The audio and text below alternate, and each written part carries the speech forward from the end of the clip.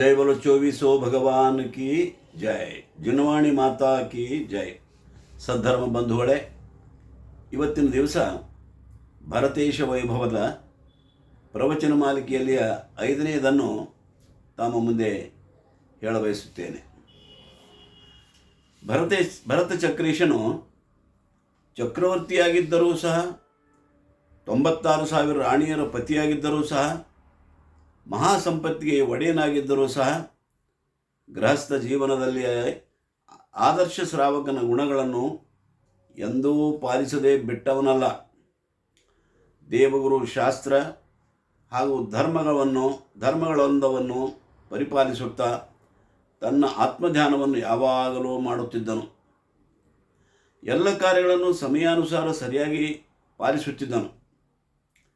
ತನ್ನ ರಾಜ್ಯದ ರಕ್ಷಣೆ, ಪ್ರಜಾಪಾಲನೆ, ಪರಿವಾರ ರಕ್ಷಣೆ ಮುಂತಾದ ಎಲ್ಲ ಕಾರ್ಯಗಳನ್ನು ತಪ್ಪದೇ ಮಾಡುತ್ತಿದ್ದನು. ಭರತೇಶನನ್ನು ಕವಿ ರತ್ನಾಕರನಿಗೆ ಎಷ್ಟು ವರ್ಣಿಸಿದರೂ ಸಾಕೆನಿಸುವುದಿಲ್ಲ. ಅವನಿಗೆ ಭರತೇಶನ ಅನುಪಮವಾದ ವ್ಯಕ್ತಿತ್ವವನ್ನು ಭೇದ ವಿಜ್ಞಾನದ ತಾಯಿ ಬೇರೆಂದು ಮೇಲಿಂದ ಮೇಲೆ ಹೇಳಿಯೇ ಇದ್ದಾನೆ. ಭೇದ ವಿಜ್ಞಾನವು ಕವಿಯ ಪ್ರತಿಭಾ ಪ್ರಪಂಚದ ಜೀವಾಳವಾಗಿದೆ. ಇದನ್ನೇ ಭರತೇಶನ ಜೀವನದ ತುಂಬ ಅವನೊಂದಿಗೆ ವರ್ಣಿಸಿ ಭರತೇಶನ ಹಿರಿಮೆಯನ್ನು ಬೆಳಗಿದ್ದಾನೆ.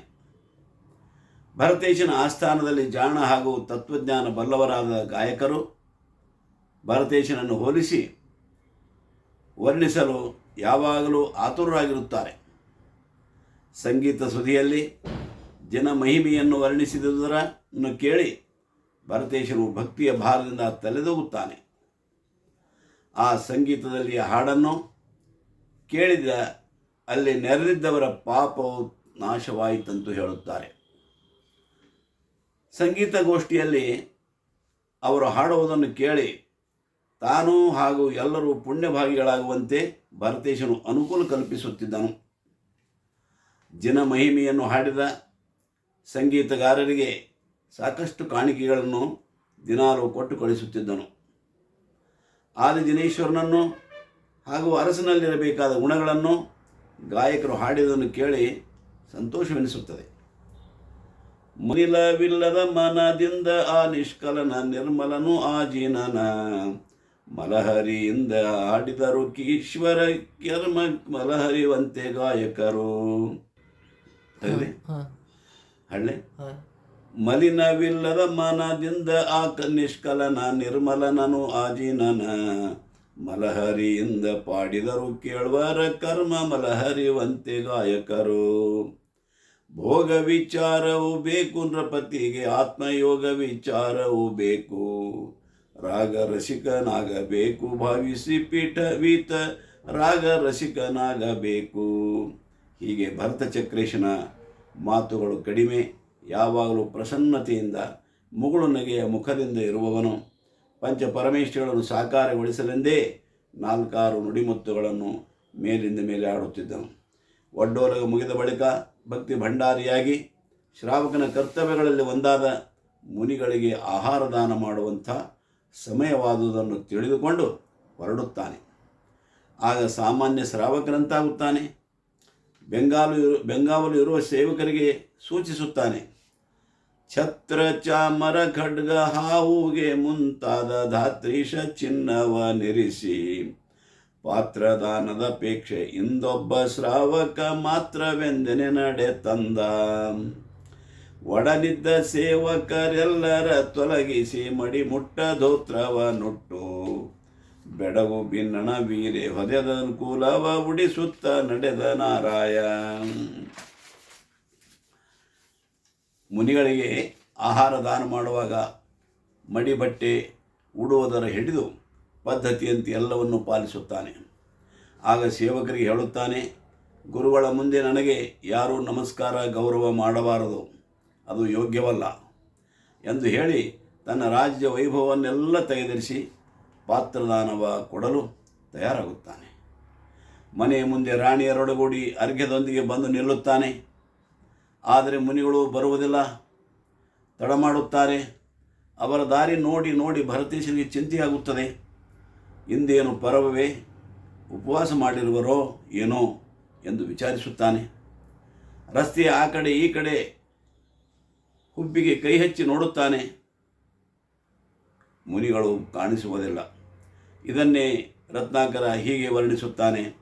ಬಲದ ಬೀದಿಯ ನೋಳ್ಪ, ನಡೆದ ಬೀದಿಯ ನೋಳ್ಪ, ನೊಲಿದಿರ್ವಿ ಎದಿಯ ನೋಳ್ಪ, ಬಲಗೈಯ ಪೆಗದಿಕ್ಕೆ ಬಪ್ಪ, ಯೋಗೀಂದ್ರರ ಸುಳಿವುಗಾಣದೆ ಚಿಂತೆ ಮಾಳ್ಪ,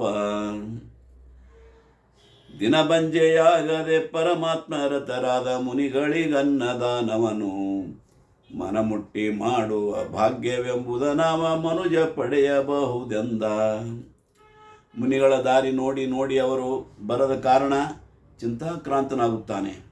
ಇಂದು ನಾನು ಆಹಾರದಾನ ಮಾಡದಿದ್ದರೆ ನನ್ನ ಈ ದಿವಸವು ಬಂಜೆಯಾಗುವುದಲ್ಲ.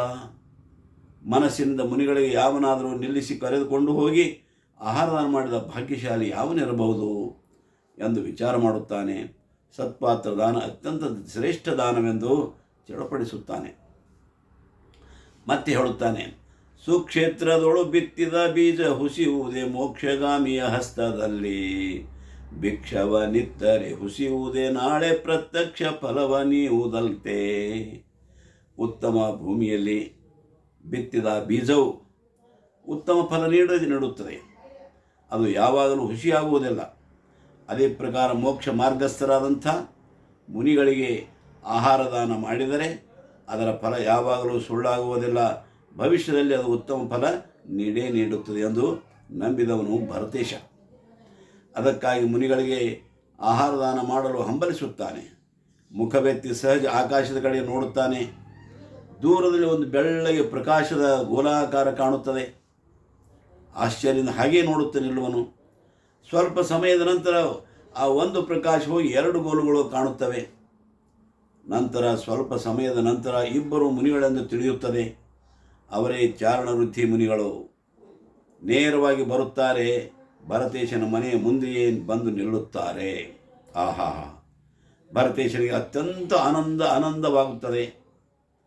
ಬಹುಸ್ವಾಮಿ ಬಹುಸ್ವಾಮಿ, ಅತ್ರೋ ಅತ್ರೋ ಅವತರೋ ಅವತರೋ ಅವತರೋ ಅವತರೋ ಎಂದು ಪಡಗಾಯಿಸಿಕೊಂಡು ವಿನಯದಿಂದ ನಮಸ್ಕರಿಸಿ ಅವರಿರೋ ಪ್ರದಕ್ಷಿಣೆ ಹಾಕಿ ಮನೆಯೊಳಗೆ ಕರೆದುಕೊಂಡು ಹೋಗುತ್ತಾನೆ.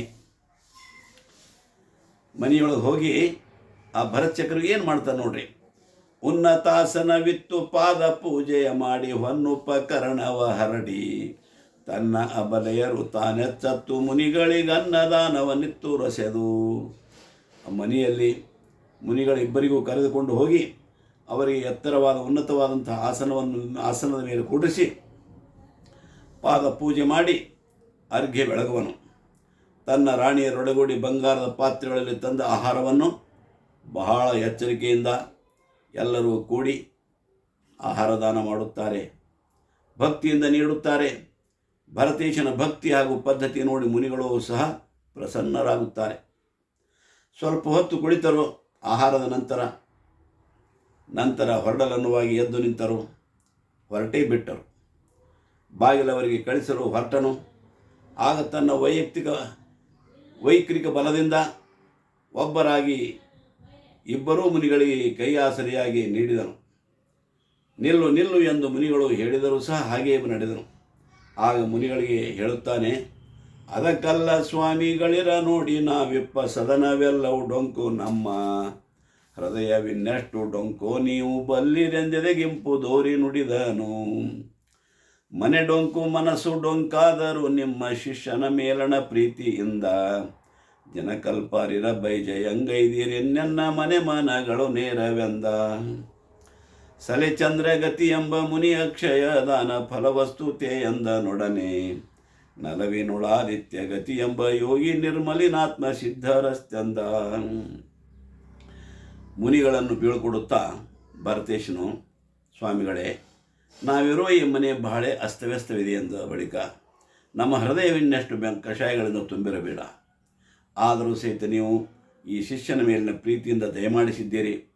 ನಿಮ್ಮ ಪಾದ ಸ್ಪರ್ಶದಿಂದ ನನ್ನ ಮನೆ ಹಾಗೂ ನನ್ನ ಮನಸ್ಸು ಎಲ್ಲವೂ ನಿರ್ಮಲವಾದಂತಹದವು ಎಂದು ಭಕ್ತಿಯಿಂದ ಬೇಡುತ್ತಾನೆ.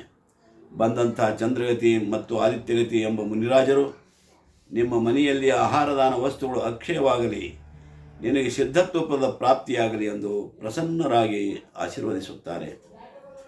ಭರತೇಶನಿಗೆ ಹಾಗೆ ಹಿಂದೆಯೇ ಹೋಗುತ್ತಾ ವಿನಯದಿಂದ ಮಾಡುತ್ತಿರುವುದನ್ನು ನೋಡಿ ಆ ಮುನಿದ್ವಯರು, ಓಹೋ, ಈ ಭರತೇಶನು ಎಷ್ಟಾದರೂ ಜನೇಂದ್ರ ಭಗವಂತರ ಕುಮಾರನಲ್ಲವೇ, ಇವನ ಭಾವನೆ ಎಷ್ಟು ಪವಿತ್ರವಾಗಿದೆ ಎಂದು ಭಾವಿಸುತ್ತಾ ನಡೆಯುತ್ತಾರೆ. ಬಾಗಿಲ ಬಳಿ ಹೋಗುತ್ತಲೇ ಆಣೆ ಹಾಕಿ ಭರತೇಶனை ನಿಲ್ಲಿಸಿ ಮುನಿದ್ವಯರು ಆಕಾಶಕ್ಕೆ ಲಂಘಿಸುತ್ತಾರೆ. ಆಗ ಒಂದು ಘಟನೆ ಜರುಗುತ್ತದೆ. ಎಲ್ಲರಿಗೂ ಆಶ್ಚರ್ಯವಾಗುತ್ತದೆ. ಆ ಘಟನೆ ತಿಳಿಯೋಣ.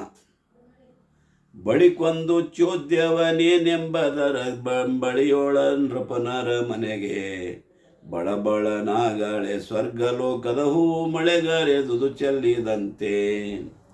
ದಾನ ಉತ್ತಮ ದಾತ್ರ ಉತ್ತಮ ನೀ ಪಾತ್ರ ತಾನುತ್ತಮೋತ್ತಮವೆಂದು ಬಾನದೊಳಗೆ ನಿಂತು ದೇವರ್ಗಳೆಲ್ಲ ಮಹಾನಂದ ಮಿಗೆ ಹೊಗಳಿದರು. ಸುರಲೋಕದೊಳು ಪುಟ್ಟಿ ಸ್ವರ್ಗ ಸುಖವನುಣುತ್ತಿರುತ್ತಿದ್ದರೇನಾಯ್ತು ನಮಗೆ, ಭರತೇಶ ನಿನ್ನಂತೆ ಪಾತ್ರದಾನವ ಮಾಳ್ಪ ಸಿರಿದ್ವರ ಕಿತಿ ಎಂದರವರು.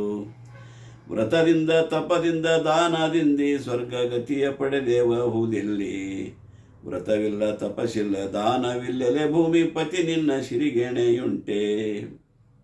ಮುನಿಗಳ ಆಹಾರ ದಾನವಾದ ಬಳಿಕ ಭರತೇಶನ ಅರಮನೆಯ ಮೇಲೆ ಆಕಾಶದಿಂದ ಬಳಬಳನೆ ಪುಷ್ಪವೃಷ್ಟಿ ಆಗತೊಡಗಿತು. ಎಲ್ಲರಿಗೂ ಸಂತೋಷವಾಯಿತು. ಆಗ ಅರಮನೆಯ ಮೇಲೆ ಆಕಾಶದಲ್ಲಿ ದೇವಲೋಕದ ದೇವತೆಗಳು ಬಂದು ನಿಂತು, ಹೇ ಭರತೇಶ, ನೀನು ಕೊಡುವ ದಾನ ಉತ್ತಮವಿದೆ, ಆಹಾರ ದಾನ ಪಡೆಯುವ ಮುನಿರಾಜರೂ ಉತ್ತಮರಿದ್ದಾರೆ, ಮತ್ತು ನೀನು ದಾನ ನೀಡುವಂಥ ನೀನೂ ಸಹ ಉತ್ತಮನಿರುವೆ ಎಂದು ಹೊಗಳತೊಡಗಿದರು. ಭರತೇಶ, ನಾವು ಭೂಲೋಕದಲ್ಲಿದ್ದಾಗ ವ್ರತ ತಪ ದಾನ ಮಾಡಿದ ಪ್ರಭಾವದಿಂದ ಈಗ ಸ್ವರ್ಗದಲ್ಲಿ ಹುಟ್ಟಿದ್ದೇವೆ. ಇಲ್ಲಿ ಈಗ ಸ್ವರ್ಗ ಸುಖ ಅನುಭವಿಸುತ್ತಿದ್ದೇವೆ. ಆದರೆ ಇಲ್ಲಿ ವ್ರತವಿಲ್ಲ, ತಪವಿಲ್ಲ, ದಾನವೂ ಇಲ್ಲ. ಹೇ ಭರತರಾಜನ್, ನಿನ್ನಂತೆ ದಾನ ಮಾಡಲು ಸಾಧ್ಯವಿಲ್ಲ.